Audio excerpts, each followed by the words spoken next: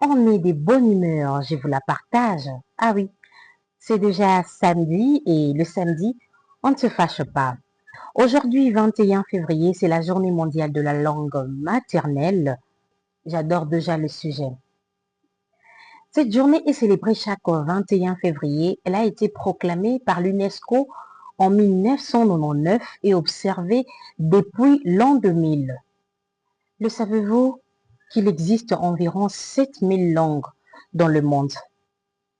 Oui, incroyable, n'est-ce pas? Bienvenue à tous dans votre émission Le Profil diffusé dans YAC sur vos écrans.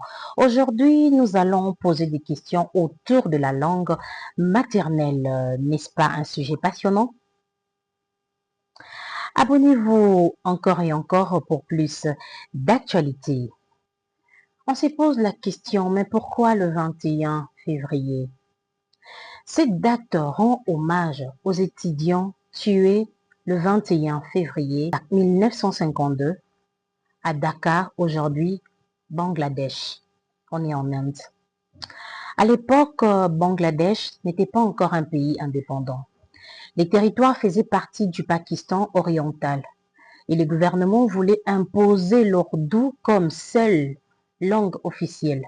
Des étudiants ont manifesté pour défendre les Bengalis comme leur langue officielle. Certains ont perdu la vie ces jours-là. C'est en leur mémoire que cette journée a été instituée. La journée mondiale de la langue maternelle existe pour protéger les langues menacées, valoriser les identités culturelles, encourager l'éducation de la langue d'origine pour promouvoir le multilinguisme. Parlons maintenant de la République démocratique du Congo. On compte environ 200 à 250 langues maternelles parlées à travers le territoire. Je suis Katine Sekoko Bolinga, Madame Bompaka, alias Maman Boli. S'il vous plaît, écrivez-nous en commentaire une langue maternelle que vous connaissez, qui est beaucoup plus parlée dans notre pays. C'est les Swahili, bien sûr. Le savez-vous que la République démocratique du Congo est l'un des pays le plus linguistiquement diversifié d'Afrique? Langue officielle, le français. Nous sommes un pays francophone. Langue nationale, les Lingala, le Swahili, le Kikongo, le Chiluba.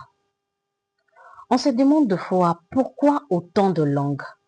Parce que la République démocratique du Congo est un pays vaste, avec de nombreuses ethnies et communautés, chacune ayant conservé sa langue et ses traditions. Permettez-moi de partager une observation. Aujourd'hui, beaucoup de parents n'encouragent plus leurs enfants de parler leur langue maternelle.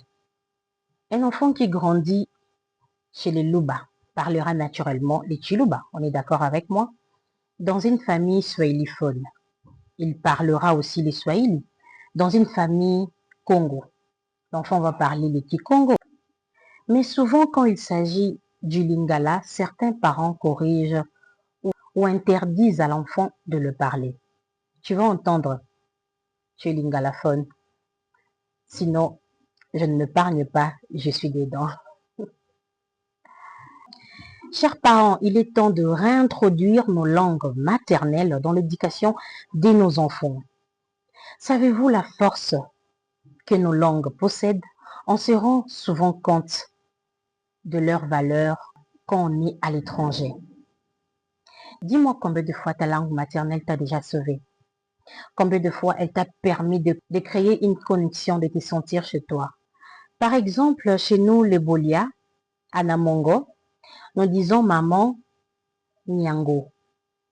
Et si je veux dire j'ai mal au cœur, je dis Isei Ndontema.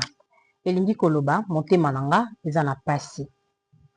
Baboti ya lelo, oyo tozali, tolakisa bana na biso ba langue nationale. Que vive le Lingala, que vive le Swahili, que vive le Chiluba, que vive le Kikongo. Na lisanga nde tokotombola culture ya mboka na biso. Nos langues sont une richesse que nos profils reflètent de personnes qui ne vont pas laisser disparaître nos langues. C'est un plaisir de partager ces moments avec vous. Je vous retrouve à très vite. Prenez soin de vous car la vie est belle. Au revoir.